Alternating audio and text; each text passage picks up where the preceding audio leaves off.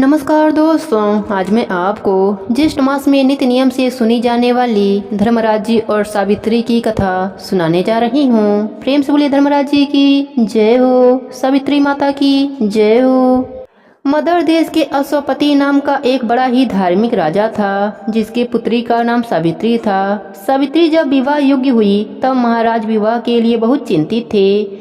एक दिन उन्होंने सावित्री को बुलाकर कहा, पुत्री, तुम अत्यंत विदुषी हो, अतः अपने अनुरूप पति की खोज तुम स्वयं ही कर लो।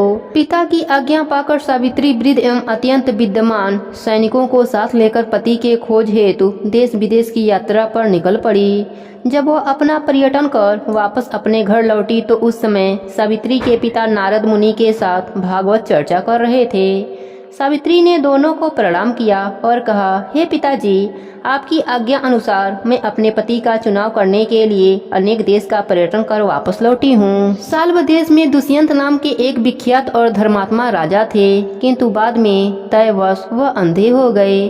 जब वह अंधे हो गए उस समय उनके पुत्र की बाल्य अवस्था थी। राजा के अंधेपन और बालक के बाल्य अवस्था का लाभ उठाकर उनके पड़ोसी राजा ने उनका राज्य छीन लिया। तब वह अपने पत्नी और पुत्र सत्यवान के साथ वन में चले गए और कठोर व्रत का पालन करने लगे। उनके पुत्र सत्यवान अब युवा हो गए हैं, वह सर्वथा मेरे योग्य हैं, इसलिए उन्हीं को मैंने पति रूप में चुना है। सावित्री की बातें सुनकर देवर्षि नारद जी बोले, हे राजन, पति के रूप में सत्यवान का चुनाव करके सावित्री ने बड़ी भूल की है।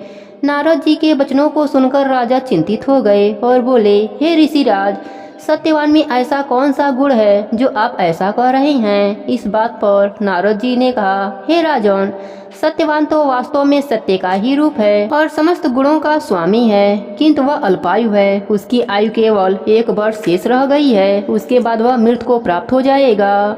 देवर्षि की बातें सुनकर राजा ने सावित्री से कहा, हे पुत्री, तुम नारद जी के वचनों को सत्य मानकर तुम किसी दूसरे उत्तम गुण वाले पुरुष को अपने पति के रूप में चुन लो। इस पर सावित्री बोली, हे पिताजी, भारतीय नारी अपने जीवन काल में केवल एक बार ही पति का वर्ण करती है। अब चाहे जो भी हो, मैं किसी दूसरे को पति के रूप में स्वीकार नहीं कर सकती हूँ।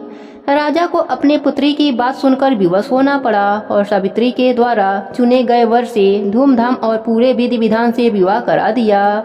विवाह के पश्चात सावित्री अपने राशि वस्त्र आभूषण को त्याग कर सादा वस्त्र धारण कर अपने पति एवं सास ससुर के साथ वन में रहने लगी। पति और सास ससुर की सेवा ही उसका धर्म बन गया।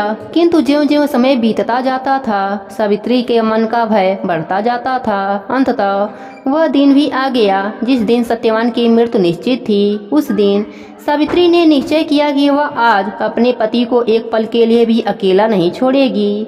जब सत्यवान लकड़ी काटने हेतु कंधे पर कुल्हाड़ी रख बन जाने लगा तो सावित्री भी उसके पीछे पीछे जाने के लिए तैयार हो गई। सत्यवान ने उसे बहुत समझाया कि वन का मार्ग अत्यंत दुर्गम है और वहां जाने में तुम्हें बहुत कष्ट होगा, किंतु सावित्री अपने बात पर अटल रही। अपने सास ससुर की आज्ञा लेकर सत्यवान के साथ घने वन में चली गई। लकड़ी काटने के लिए सत्यवान एक वृक्ष पर चढ़ गए, किंतु थोड़ी ही देर बाद वह अस्त-व्यस्त होकर पेड़ से उतर आए। उनकी अस्वस्थता और पीड़ा को ध्यान में रखकर सावित्री ने उन्हें वहीं वृक्ष के नीचे उनका सिर अपने जंघा पर रखकर लिटा लिया। लेटने के बाद सत्यवान अचेत हो गए। सावित्री समझ गई कि अब सत्यवान की अंतिम समय आ गया है, इसलिए वह चुपचाप आंसू बहाते हुए ईश्वर से प्रार्थना करने लगी। अकस्मात सावित्री ने देखा एक हिष्ट पुष्ट देव उनके सामने आकर खड़े हैं। सावित्री ने उनसे पूछा, हे देव, आप कौन हैं? उन्होंने उत्तर दिया, सावित्री, मैं धर्मराज हूँ और तुम्हारे पति को लेने आया हूँ। सावित्री बोली, हे प्रभु, सांसारिक प्राणियों को लेने के लिए आपके दूत आते हैं, किंतु क्या कारण है कि आज आपको स्वयं आना पड़ा?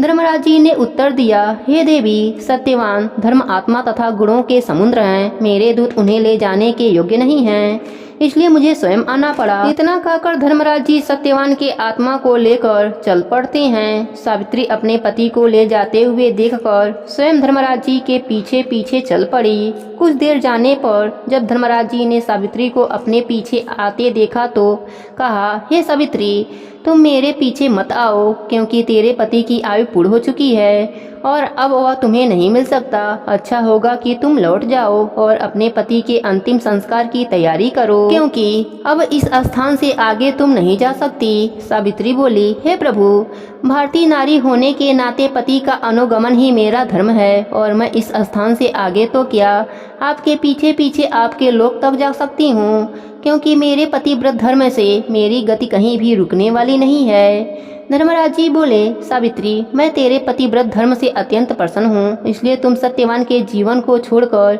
चाहे कुछ भी वरदान मांग लो। तब सावित्री ने वर में अपने ससुर की आंखें मांग ली। धर्मराज जी ने कहा, तथास्तु, लेकिन वह फिर भी उनके पीछे पीछे चलने लगी। तब धर्मराज जी ने उसे फिर समझाया और फिर एक वर मांगने को कहा। उसने दूसरा वर मांगा कि मेरे ससुर को उनका राज्य वापस मिल जाए। धर्मराज जी ने वह भी दे दिया। उसके बाद भी वह उनके पीछे पीछे चलती रही। धर्मराज जी ने फिर तीसरा वर मांगने के लिए कहा। सावित्री वर मांगा कि मुझे पुत्र की प्राप्ति हो। धर्मराज जी ने आवेश में आकर तथास्तु कह दिया। सावित्री धर्मराज जी के पीछे ही चलती रही। उसे अपने पीछे आता देख धर्मराज जी ने कहा, सावित्री, तुम मेरा कहना मानकर वापस चली जाओ। सत्यवान के मृत्यु शरीर का अंतिम संस्कार की व्यवस्था करो।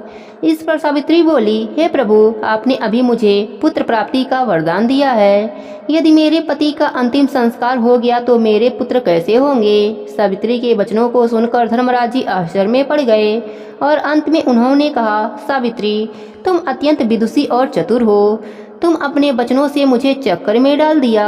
तू पतिव्रता है, इसलिए जा, मैं सत्यवान को जीवन दान देता हूँ। इतना कहकर धर्मराज जी वहाँ से अंतर ध्यान हो गए और सावित्री वापस सत्यवान के शरीर के पास लौट आई। सत्यवान जीवित हो गए।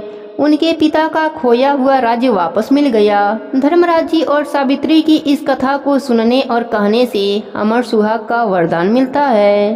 प्रेम से बोले धर्मराज जी की जय हो, सावित्री माता की जय हो।